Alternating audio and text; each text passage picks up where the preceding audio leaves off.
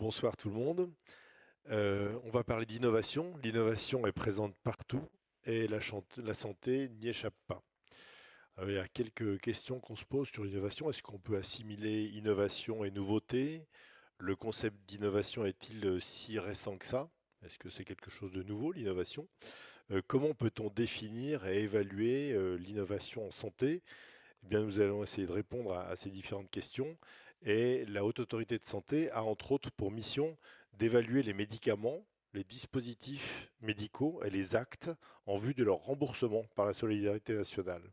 Elle a précisément été créée pour ça, pour apporter une évaluation scientifique, indépendante et transparente, afin d'éclairer les pouvoirs publics dans l'intérêt des patients.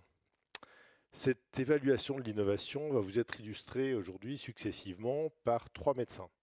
Françoise Lucet, qui est cardiologue à Paris-Salpêtrière, vice-présidente de la CNEDIMS. La CNEDIMS, c'est un acronyme un peu compliqué pour parler de la Commission nationale d'évaluation des dispositifs médicaux et des technologies de santé, et donc en charge globalement des dispositifs médicaux.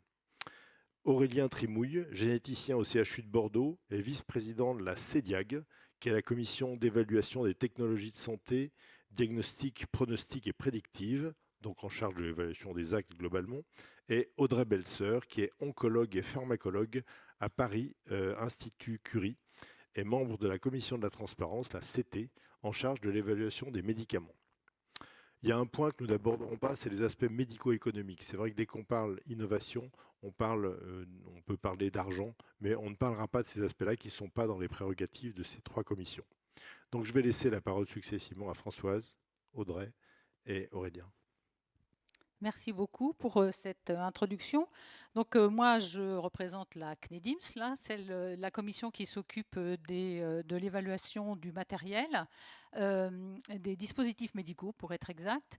Et donc dans cette commission, on évalue à la fois le matériel en tant que tel, et par exemple dans les innovations récentes, on peut citer un cathéter dont on a autorisé une mise sur le marché temporaire le temps que des études soient effectuées pour récupérer et aspirer des caillots dans l'artère pulmonaire pour des patients qui ont des embolies pulmonaires graves. Mais la CNEDIMS ne s'occupe pas que de matériel physique, elle s'occupe aussi de dispositifs numériques, des dispositifs médicaux numériques. Et on a évalué de la même façon, relativement récemment, un dispositif pour la surveillance oculaire de patients qui ont des pathologies ophtalmologiques qui nécessitent un suivi. Et c'est un dispositif numérique, c'est-à-dire un télésuivi. On évalue aussi des systèmes de télésurveillance et on a évalué donc des systèmes de télésurveillance de prothèses cardiaques implantables, les pacemakers, les défibrillateurs, mais aussi le diabète, ça concerne également le diabète, ça concerne l'oncologie et ça concerne aussi l'insuffisance cardiaque et d'autres qu'on voit progressivement puisque c'est un champ qui est relativement récent. Donc ça, c'est pour vous cerner un petit peu ce que fait la CNEDIMS et quels sont ses rôles, en particulier dans le chapitre de l'innovation, mais pas que. Voilà, passe la parole à Audrey. Alors moi, je suis donc en charge de parler du médicament. Donc la question, c'était qu'est-ce qui permet de parler d'innovation pour un médicament. Donc il faut redire qu'on ne raisonne pas spécialement, on ne raisonne pas forcément en tout cas, ni sur le moment où il apparaît, sa classe ou le mécanisme d'action. Ce qui va nous guider finalement, c'est davantage la finalité et le bénéfice qui va être apporté par ce médicament. Du coup, on a plusieurs dimensions possibles qui peuvent être considérées. Certainement que la plus évidente qui nous vient à l'esprit, c'est le médicament qui va apporter une amélioration de l'efficacité. Donc moi, je suis oncologue, donc je vais parler de ce que je connais le mieux. C'est le médicament qui va apporter une amélioration de la survie ou alors une diminution du risque de rechute. Dans d'autres pathologies, ce sera peut-être un meilleur contrôle des symptômes, moins de poussée d'une maladie. Il y a différents critères qu'on peut imaginer. La deuxième dimension, c'est si, par exemple, ce médicament il apporte une amélioration de la tolérance, c'est-à-dire qu'à efficacité égale, on aura moins d'effets indésirables. C'est aussi quelque chose qui constituera une amélioration. On peut prendre en compte l'amélioration du parcours de soins. Si ce médicament, par exemple, il permet de moins venir à l'hôpital, d'être plus autonome dans la gestion ambulatoire de son traitement et de subir moins de contraintes. On peut penser aussi à ce qui concerne l'amélioration de la formulation. Si on a un médicament avec une nouvelle formulation qui, par exemple, va permettre de limiter le risque d'erreur, soit au moment de la préparation, soit au moment de l'administration, ou si ça permet d'avoir moins de difficultés de prise, par exemple pour certains publics spécifiques comme en pédiatrie. Parce que si on a un médicament qui est efficace mais qu'on n'arrive pas à administrer, ça perd de son intérêt. Et toutes ces dimensions, évidemment, elles peuvent contribuer à une amélioration de la qualité de vie.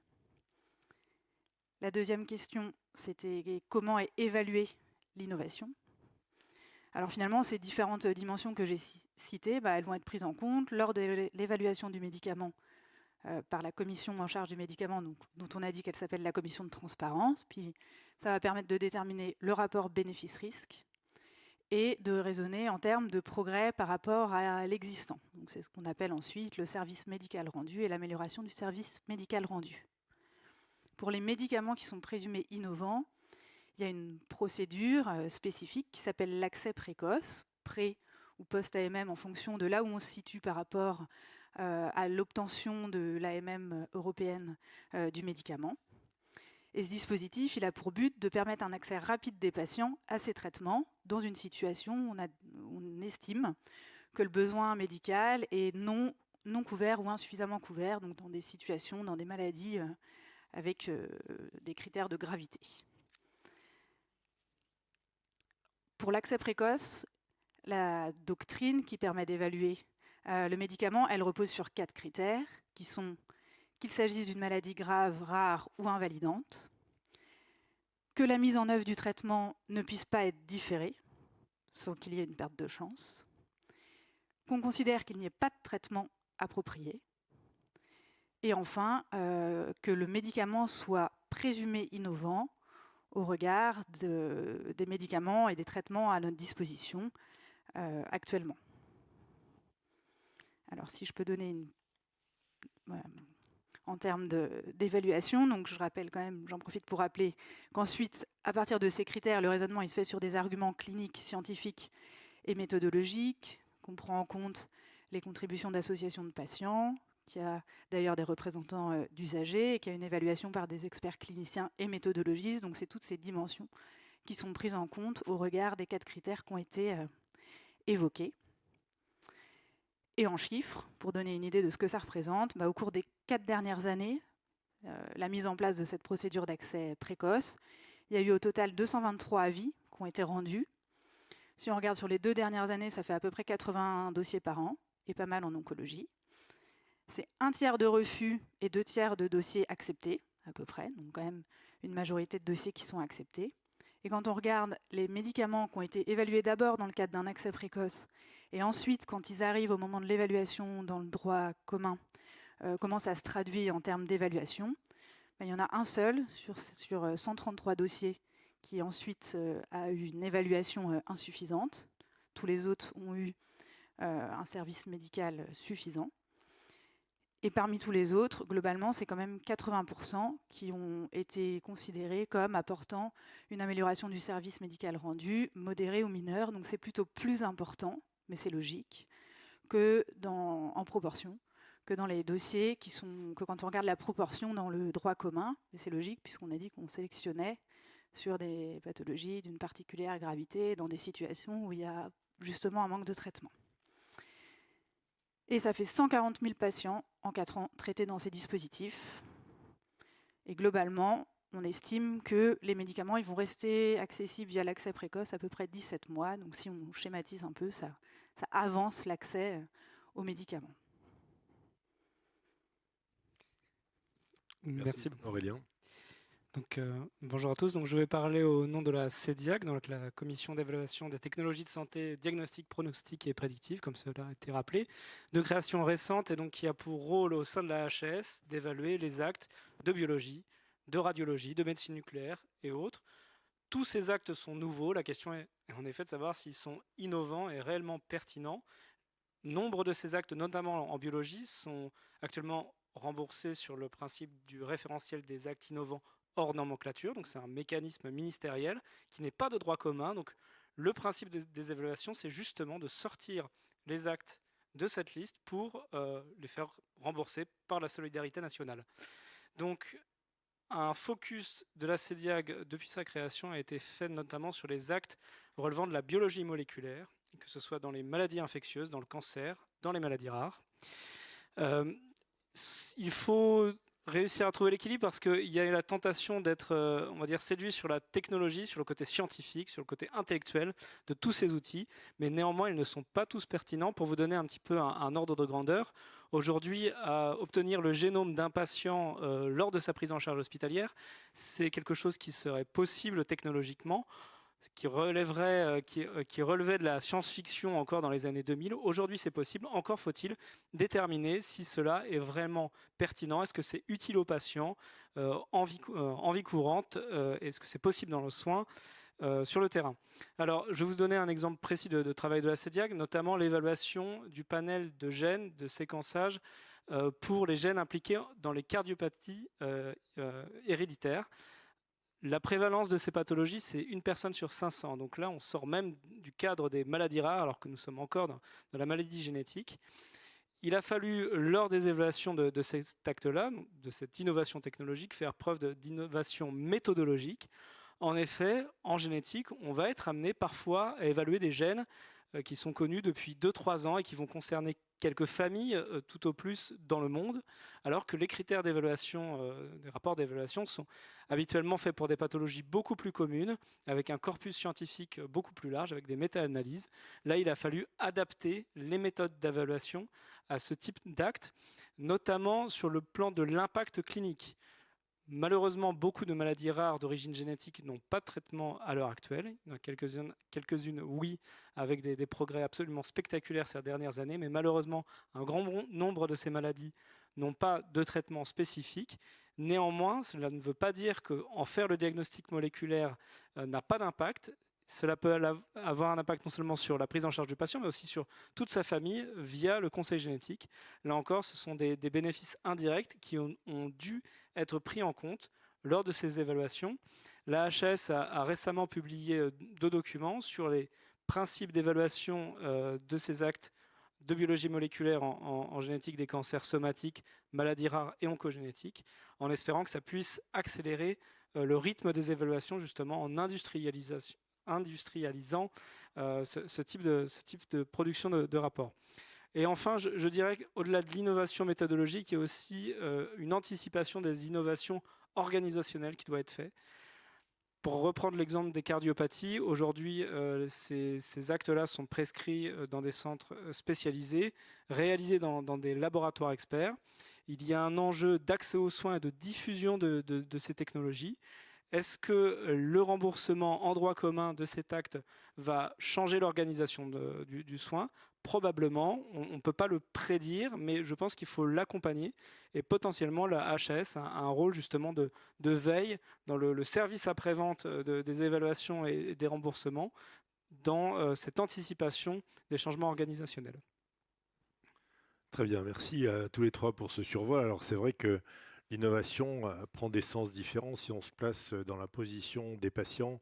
En général, c'est tout ce qui peut répondre à une notion d'espoir, d'une part, à ce qu'on appelle un besoin médical non couvert. Chaque fois qu'une maladie n'a pas de traitement, toute nouveauté est considérée comme une innovation.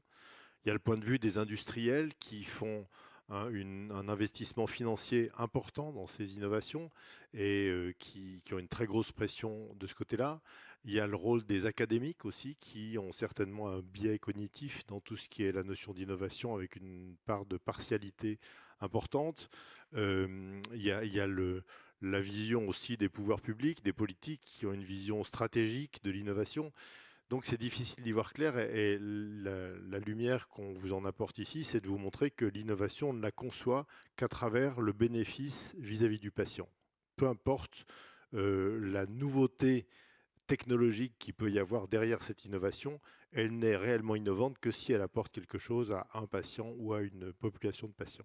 Donc il y a plusieurs questions qui sont arrivées dans le chat que je vais essayer de vous distribuer. On va commencer par les dispositifs. Françoise, quelle est l'actualité et quels sont les derniers événements en termes d'innovation des dispositifs médicaux? Quels sont les scoops que tu pourrais donner? Alors, j'ai déjà dit les derniers qu'on a autorisés en termes d'innovation. Comment est-ce qu'on fait le processus pour sélectionner un dispositif pour l'innovation? Si c'est un dispositif médical, on fait comme d'habitude, on se réunit avec une commission dans laquelle il y a des médecins, des paramédicaux, des usagers, exactement comme ce qu'a décrit Audrey pour les médicaments. Et on étudie un dossier en recherchant quel type d'innovation c'est. Ce n'est pas un dispositif qui a une évolution technologique, c'est quelque chose de complètement nouveau qui va s'adresser à un besoin qui n'est pas couvert, de maladies graves ou importantes, des patients qui sont donc dépourvus dans le soin courant pour ça.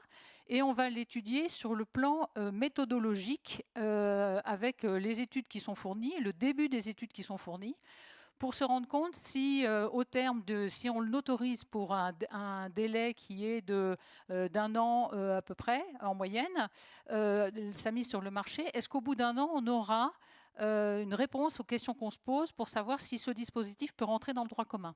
Et donc, je vous parlais tout à l'heure des cathéters sur l'embolie pulmonaire. Eh bien, on a exactement ces questions-là pour lesquelles on attend les réponses.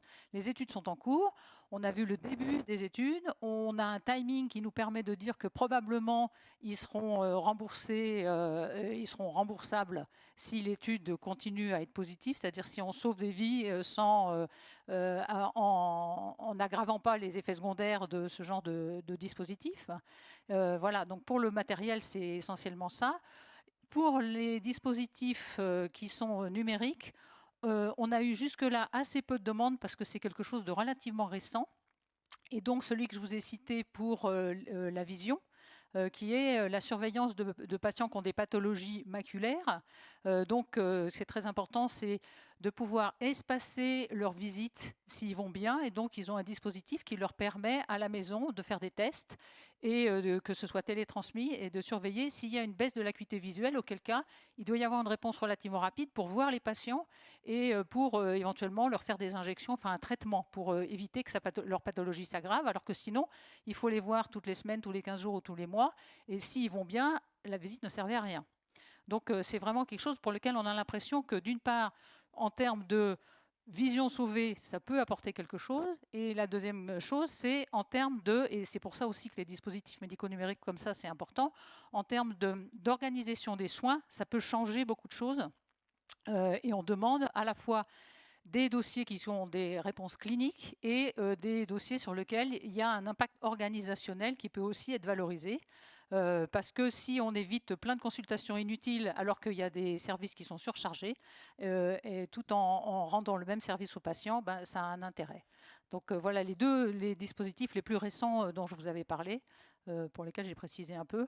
Mais honnêtement, pour l'instant, en termes de dispositifs médicaux numériques, on a eu assez peu de demandes, sauf en oncologie. Mais donc là, je ne veux pas empiéter sur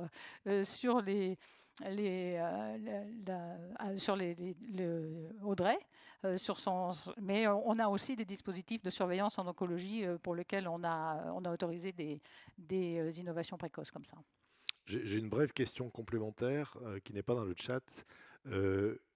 Quand les médias parlent d'un dispositif nouveau, on a récemment entendu parler des cellules photovoltaïques rétiniennes dans le cadre de la DMLA qui semble donner des résultats formidables de la part des académiques qui s'en sont occupés.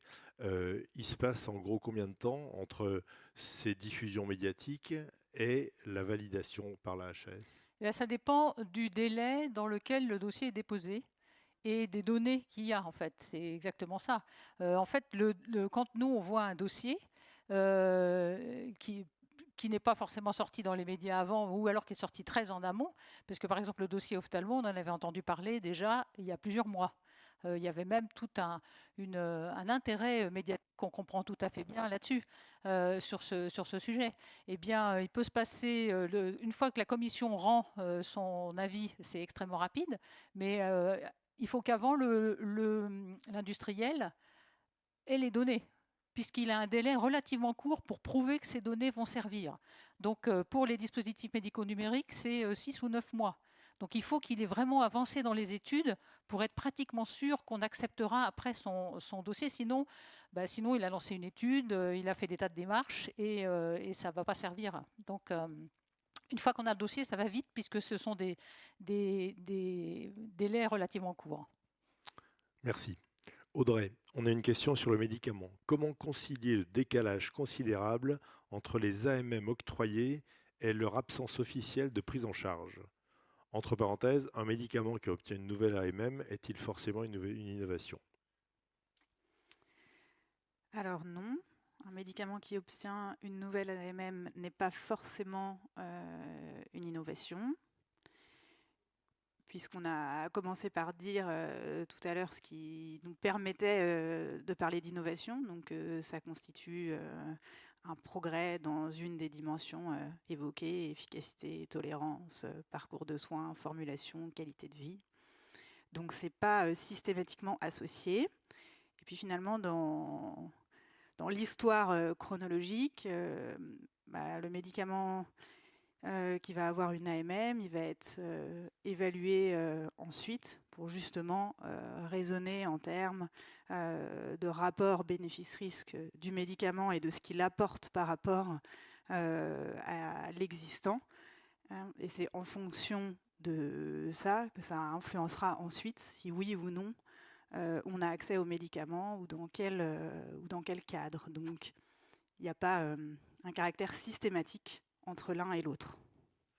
Oui, j'ai même envie de dire que c'est complètement indépendant et que, pour rappel, l'AMM, Audrey l'a dit, mais c'est vraiment l'évaluation du rapport bénéfice-risque absolu. Ça ne veut pas dire que la commission de transparence ne discute pas du rapport bénéfice-risque relatif, y compris dans le cadre de l'innovation, mais c'est deux choses qui sont assez indépendantes. Passons aux actes. Face aux maladies rares, avec un nombre limité de cas, comment peut-on évaluer objectivement l'utilité clinique d'un test diagnostique ou fonctionnel? Alors, sur l'utilité clinique, je vais séparer peut-être test diagnostique et ce qu'on appelle test fonctionnel.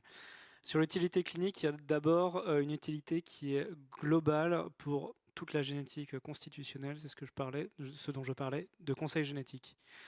Quelle que soit la rareté de la maladie, si on sait qu'elle est de novo, ça a certaines implications au conseil génétique qui est totalement différent d'une pathologie récessive, qui ouvre différents champs en termes de diagnostic prénatal, diagnostic préimplantatoire ou éventuellement don de gamètes.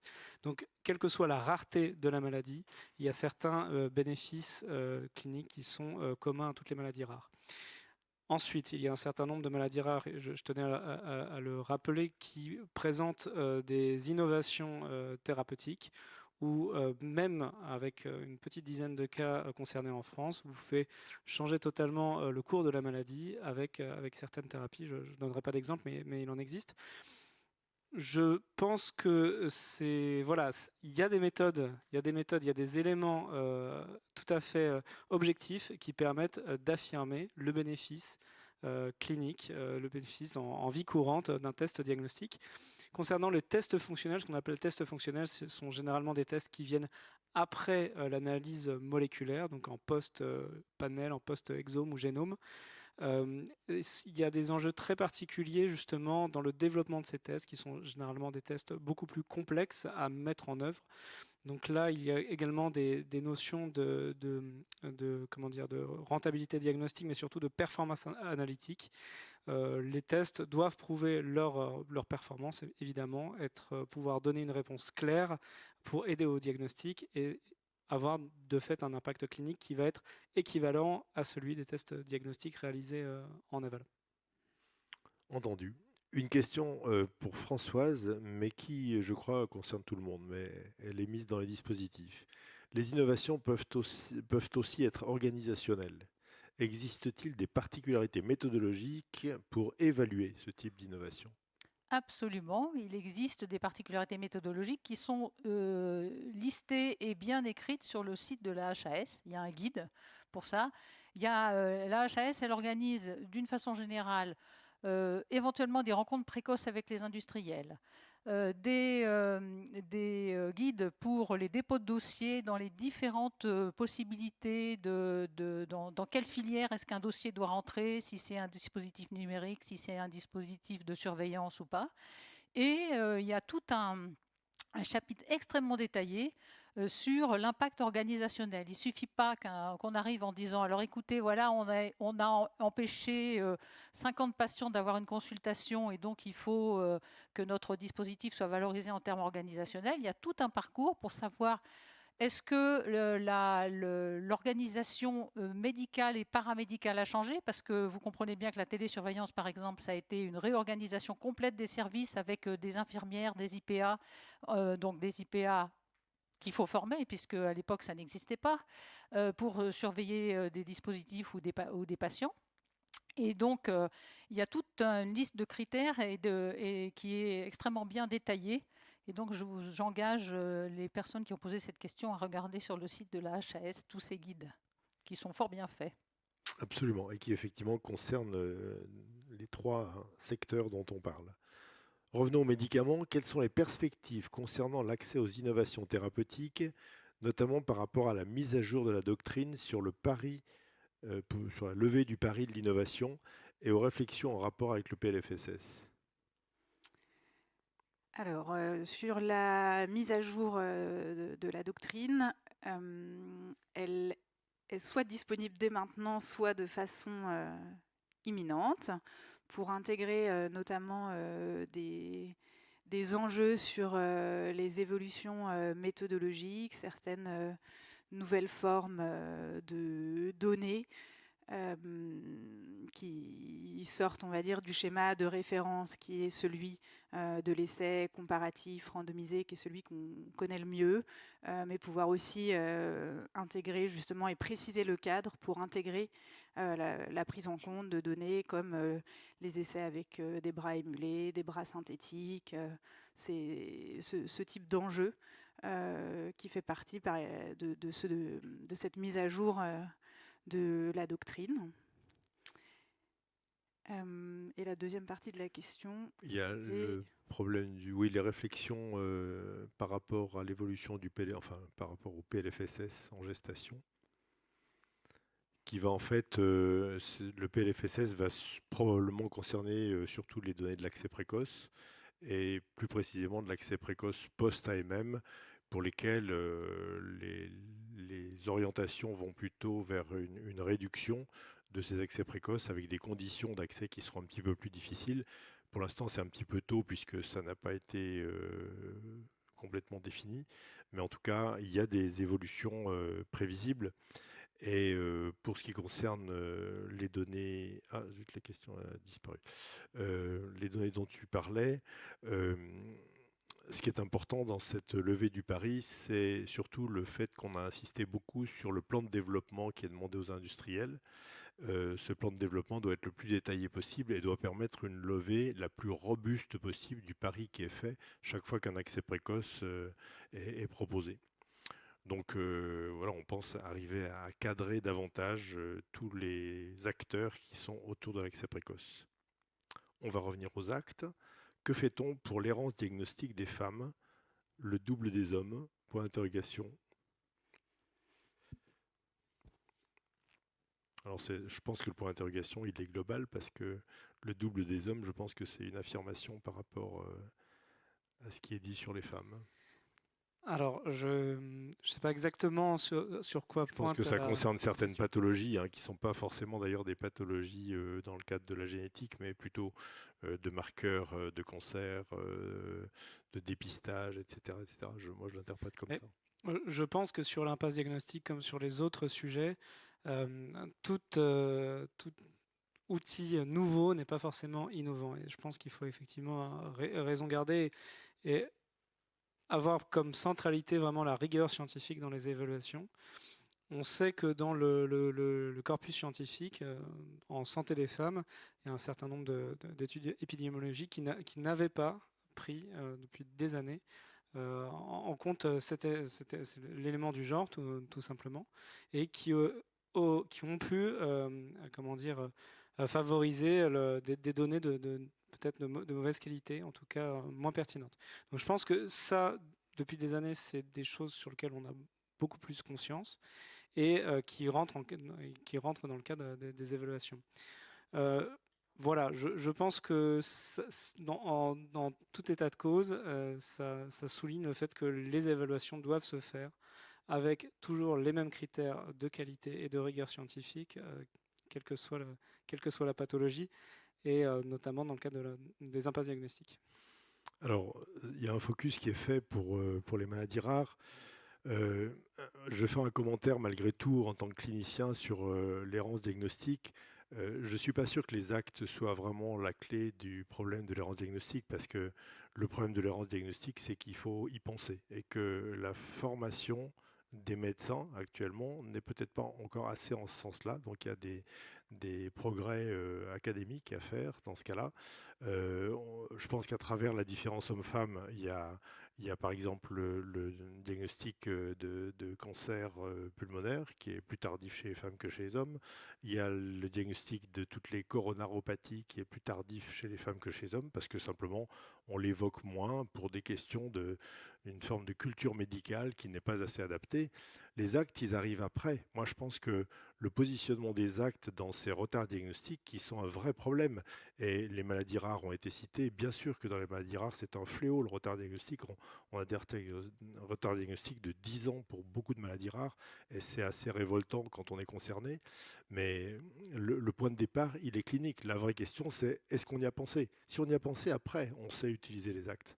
Mais je renvoie un petit peu la question à des données cliniques et non pas biologiques. Alors, sur ce point, je vais peut-être mettre une note d'espoir. C'est vrai que pour les maladies rares, l'organisation en France des parcours de soins via les filières maladies rares, qui sont très bien organisées, ont permis vraiment d'accélérer les choses pour de nombreux patients. Mais je suis tout à fait d'accord. Généralement, le spécialiste maladie rare, le centre de référence maladie rare intervient parfois en 3e ou 4e ligne quand on y a pensé.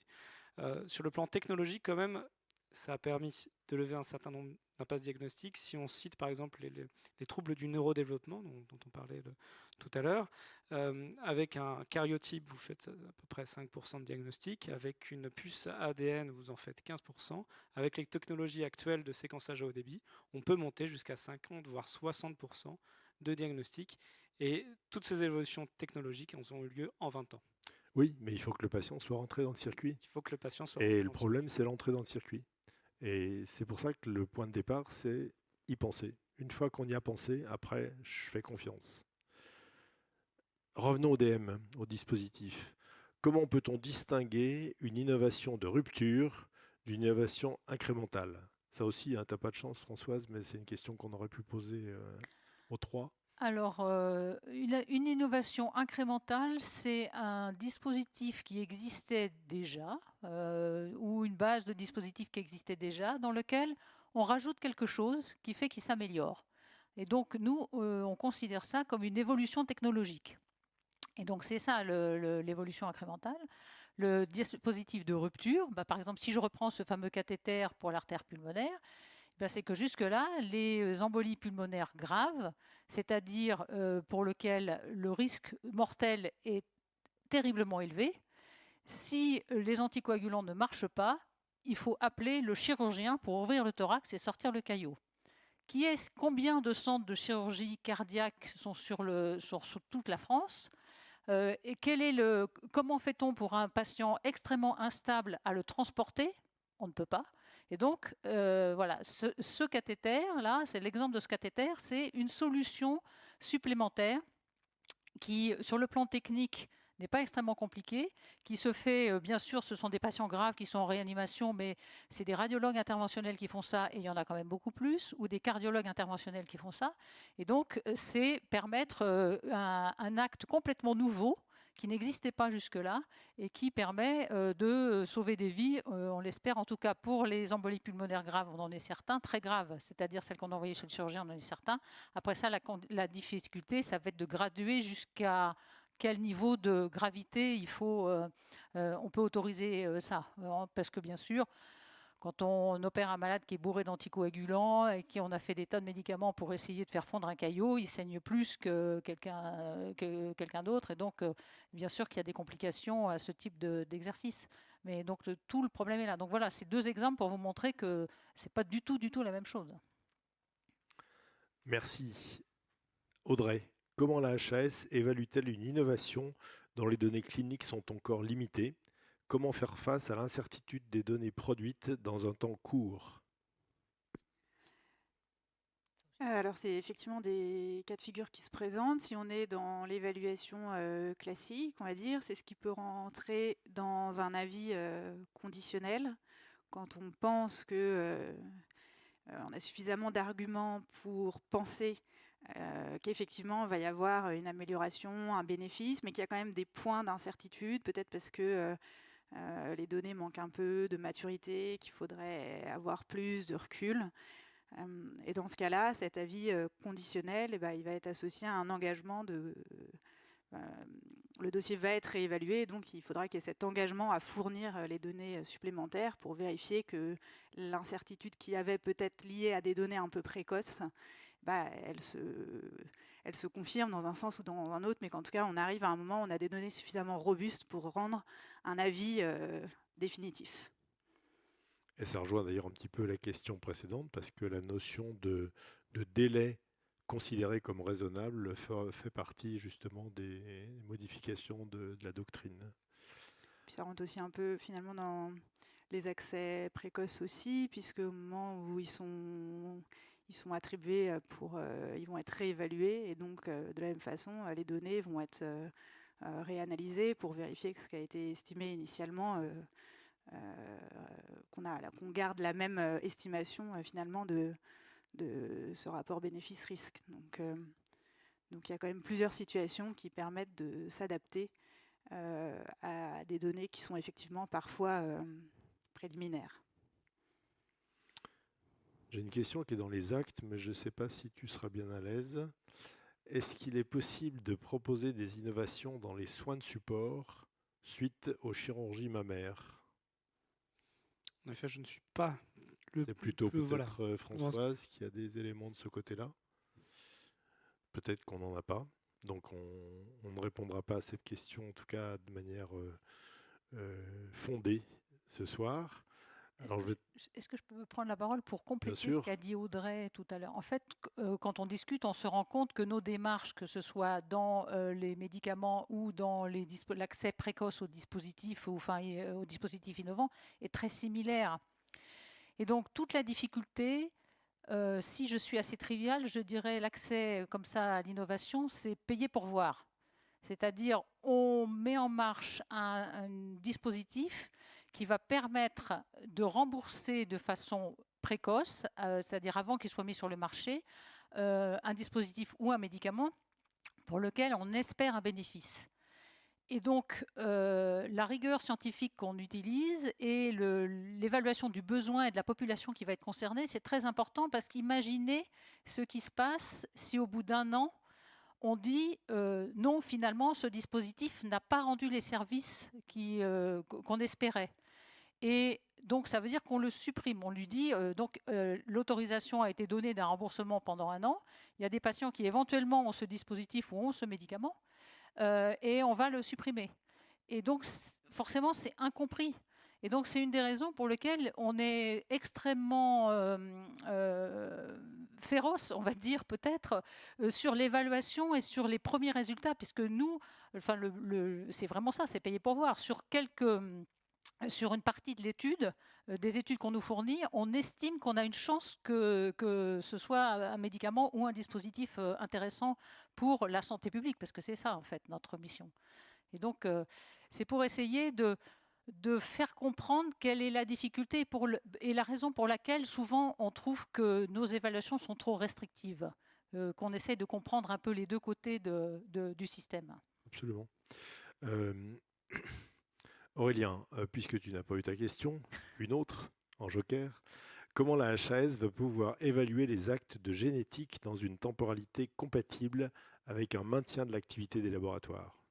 C'est une bonne question. C'est vraiment une question essentielle. En effet, il y a eu un stock d'actes inclus dans les RIHN qui attendait une évaluation justement pour un passage dans la nomenclature. Les RIHN, tu peux nous expliquer ce que c'est? Référentiel des actes innovants hors nomenclature. La temporalité est très importante parce qu'il y a un besoin énorme et il y a un impact directement sur l'organisation des laboratoires et les patients. Et certaines familles attendent pendant des années un diagnostic qui ne vient pas et qui va directement dépendre de ces technologies diagnostiques. Il faut savoir qu'il y a plusieurs choses qui se superposent. En France, on a le plan France Médecine Génomique, qui est un plan absolument formidable et qui permet l'accès à du séquençage très haut débit, qui sont réalisés pour certaines préindications. Et en parallèle, vous avez des actes de type panel de séquençage à haut débit de quelques gènes dans d'autres indications. Et la HAS doit mener de front l'ensemble de ces évaluations, effectivement, dans une temporalité contrainte. Il faut savoir que justement, ce travail de réalisation de documents, des principes d'évaluation à partir, on va dire, des premières évaluations qui ont été réalisées, qui ont un petit peu essuyé les plâtres, entre guillemets, mais qui ont permis réellement ce travail de cadrer quels sont les grands principes qui peuvent être ensuite appliqués à l'ensemble des indications. On espère que voilà, ce travail-là va permettre d'accélérer les choses. Il y a un calendrier des évaluations qui a été produit cet été, qui déroule jusqu'en 2027 le plan de travail de la HAS. Et si ce calendrier est tenu, et on l'espère qu'il le sera, il n'y a pas de raison qu'il ne le soit pas, on peut imaginer que la temporalité sera compatible avec le travail des laboratoires au quotidien. Il faut l'imaginer. Merci. Françoise, quelle est la place de l'expérience patient dans l'évaluation des DM, des dispositifs médicaux, ou plus généralement des produits innovants ? Alors, dans la commission, comme l'a dit Audrey pour les médicaments, siègent des représentants des usagers. Donc, d'une part. D'autre part, sur le site de la HAS, toutes les associations d'usagers peuvent voir quels dispositifs vont être étudiés et à quelle date. Et elles peuvent toutes produire des contributions patients. Il faut être donc on leur demande un certain nombre de choses, en particulier d'où ils tirent leur financement, parce que l'indépendance des usagers est aussi importante que celle des membres de la commission, finalement. Et donc les patients d'une part, et puis les associations peuvent déposer des commentaires et ce qu'on appelle des contributions qu'on voit au moment où on étudie un dossier. Ce qui permet de se rendre compte un peu du bénéfice qu'en tirent les patients. Et d'autre part, il y a beaucoup plus dans les études actuellement, et on l'a beaucoup réclamé, ça, d'études de qualité de vie dans les résultats de patients, en disant que on ne cherchait pas uniquement à avoir des preuves de morbimortalité, mais aussi que la qualité de vie était très importante. Et dans les dossiers qu'on voit actuellement, il y a beaucoup de critères maintenant qui comportent des questionnaires variés de qualité de vie. Et donc là-dedans, ça peut aussi rentrer. Les usagers peuvent bien sûr rentrer là-dedans. Oui, je pense que cette proposition s'applique aux 3 commissions. Audrey, un point important. Quelle est la place du recueil des données en vie réelle dans l'évaluation de l'innovation ?